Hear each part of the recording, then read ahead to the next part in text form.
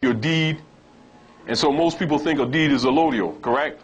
So they work all their life, pay this house off, and they think they got an allodial piece of property because they got a deed. Well, a deed is a rental fee under feudal law. It's not a title of possession. In other words, you're possessively caretaking for it. Which is why after you receive that deed, you still pay taxes at a high rate that's just as big as your mortgage when you first started paying. Because you never own it. It belongs to the state corporation. But they own it because they own you. You see how simple that is? And then, and I'm saying that so that you don't get caught up in the emotionalism of looking at the objects, but recognize it's actually your status that establishes that anything you own belongs to the state, including your children. And so the marriage license is another instrument that's used the same way, same with the birth certificate. The birth certificate is used so the corporation or the plantation claims the birth of the child. Like you get a certificate and it'll say, born in the state of New Jersey. Say, born in Camden, in the state of New Jersey.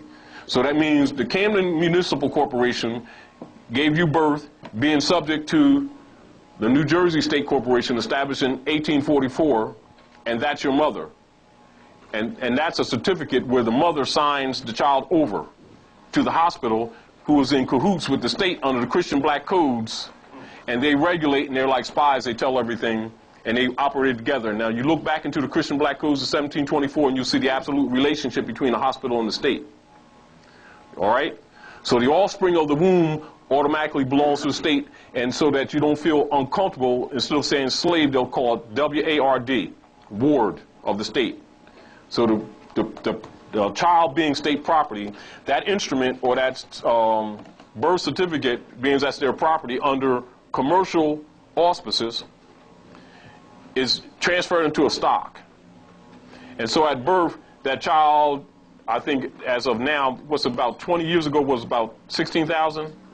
So about now it's probably 30-some-odd thousand dollars, or representative 35,000 units, that when the child is born and that certificate is put on them, that burden is already put on that child. So what they do, they borrow against it, project it on the tax that they expect to get from that thing during its life cycle.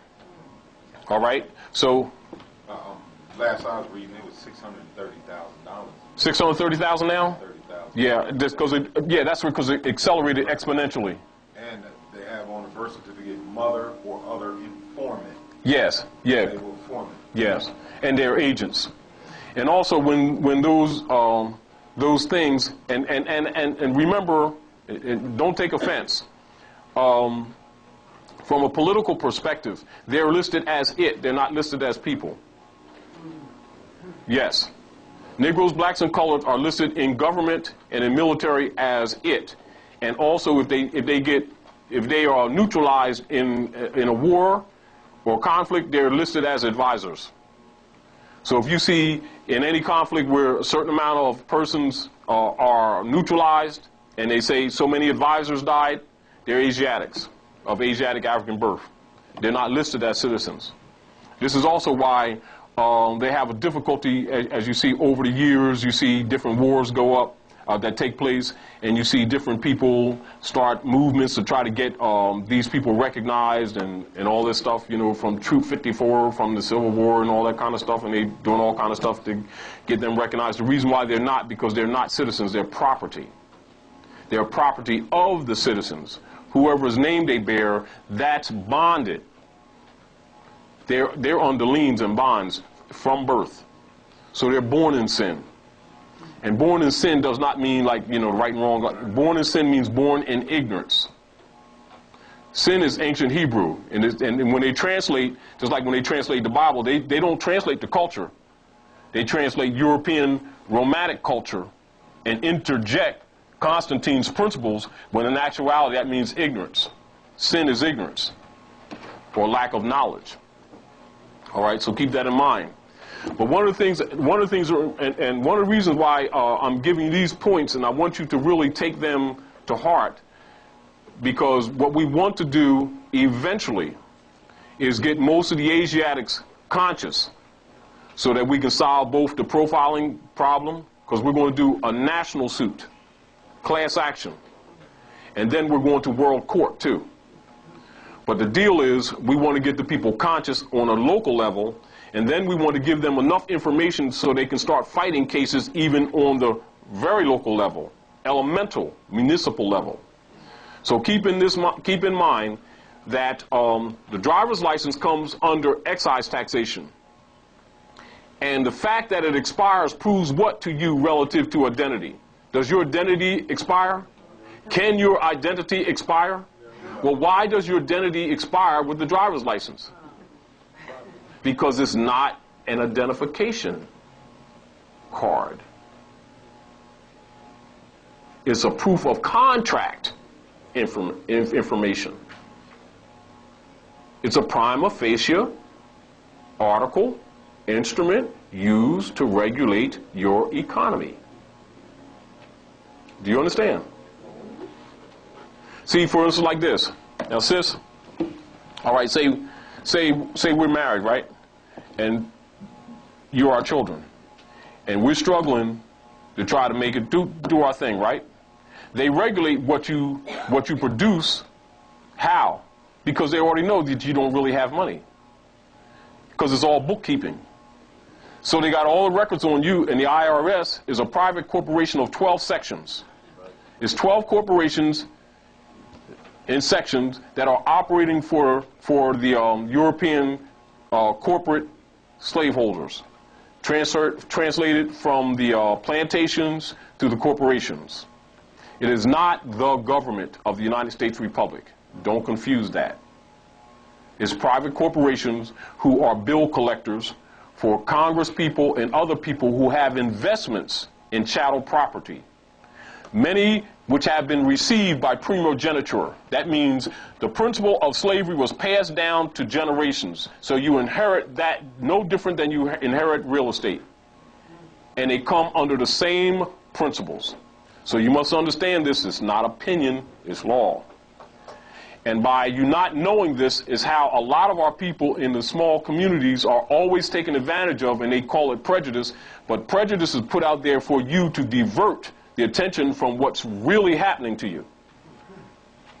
You know, so like if somebody stole the factory that you're supposed to get from your mother, they start an organization for the National Association of Colored People's cookie stealing things, so you don't steal as many cookies as they did last year, and you call it progress. And you say, well, why would they even help us and then give us some contributions and stuff like that, some 501c3 tax benefits so that we can do this organization that actually condemns them? It's because they're diverting you from the big load. Because they already know it's against the divine laws of nature, and that the nature of the being is to rebel. It's against nature. So if they give you something to divert your energies makes an agreement ethereally with the atmosphere. And then all is well because you say it is, but it is not. And so that takes the karmic load off of him, and you accept it in a contract that you don't know is a contract. And you think that you're doing right. And when you violate, he tells you you broke the law. And you don't even know it has nothing to do with law whatsoever. The contract makes the law. Are you clear? Are you following me? I don't want to get past anyone because it's very important that you understand these concepts. And you understand these concepts that I'm telling you for correction are ancient. They're ancient principles of civilization from the great law, the great peace, from which the Constitution that governs this land in this day was adopted from. They didn't draft this document up from some Englishman that was trying to find some religious freedom. No, Moors, 35 Moors and 20 European sons in agreement to stop the continuous wars between the Muslim Moors and the Christian Crusaders, to stop these hundreds of years wars, established the United States Republic of North America as a beacon light for the entire civilized world, which is what that Constitution absolutely represents. So understand, you're part of this thing. Don't look at that Constitution as being just for the European sons. It is not. They took it that way and projected that way to you. So when they come at you that way, you correct it. But believe me, if you're using his name, you have no standing in law, no judicio standi. And so the Constitution does not apply to you.